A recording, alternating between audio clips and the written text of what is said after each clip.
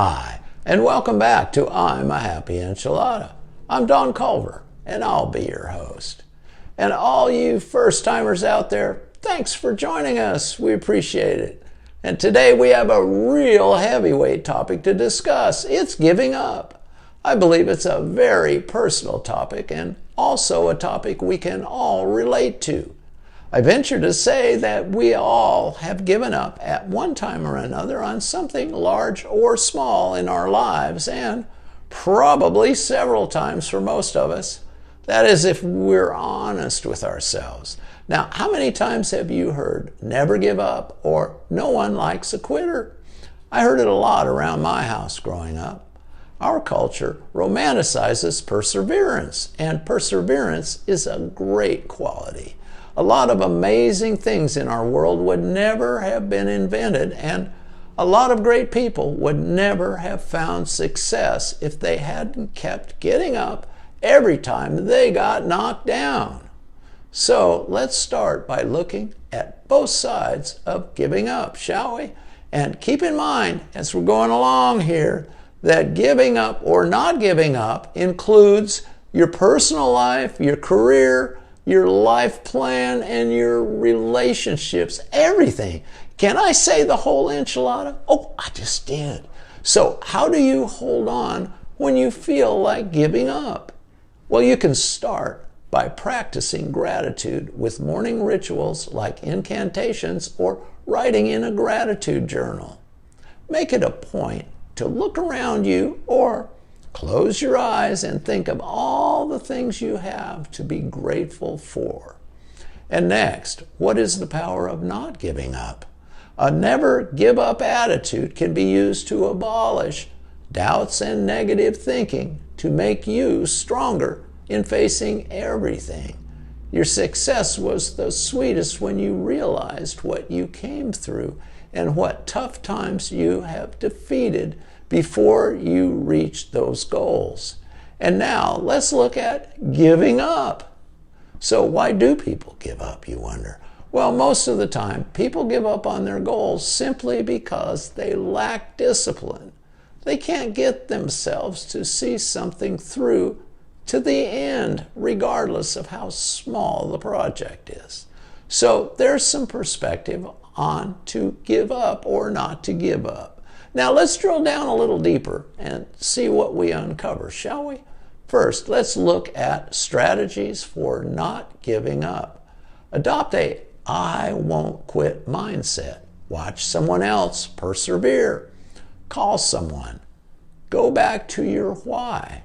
Find a different how. Succeed at something else. Use failure as a stepping stone and keep chipping away. And here's several reasons why giving up is the worst choice you can make. First, there is a difference between putting an idea away versus giving up. It will make you less productive. You associate giving up with failure. It encourages the habit. Your reputation suffers, and you will never know what it could have been. Well, that last one bites. Ouch! Oof. So there's some good reasons and strategies for not giving up. So now let's look at some good reasons and strategies for giving up, shall we? All right.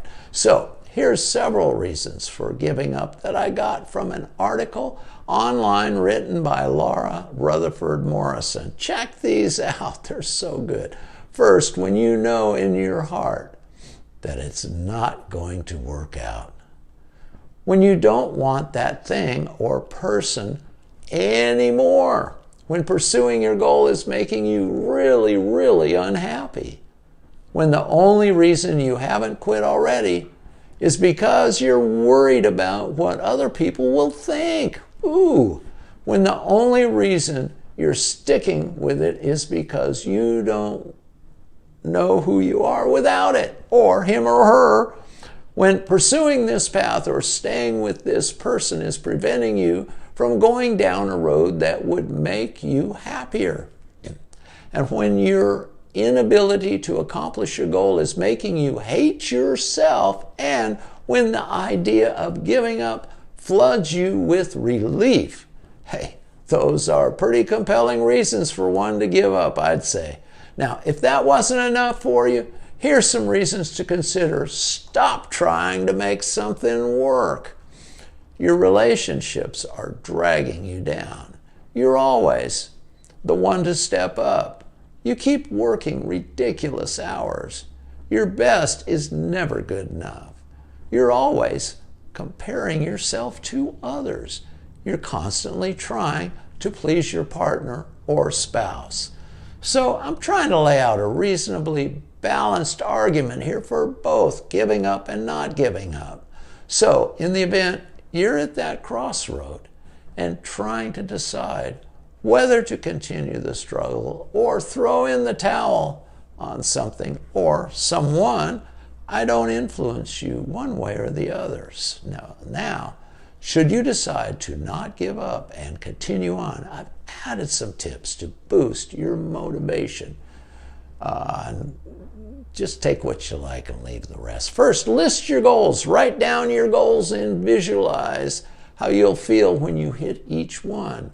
Make a schedule and stick to it. Find your whys. Find some mentors. Stop comparing yourself with other people. Take care of yourself and think positively. And here's a great quote on giving up. I love this. In life, you should not be afraid to lose, but be afraid to give up. Giving up is worse than losing. You know, for me, for a long time, I was so afraid of losing that it kept me too afraid to step out of my comfort zone and go for it. When I finally broke out the first time, I failed miserably, and it was devastating. But none of the horrible things I imagined would happen should I fail occurred. And after I recovered from that loss, I was able to try again without fear, because I already knew that win, lose, or draw, I would be okay.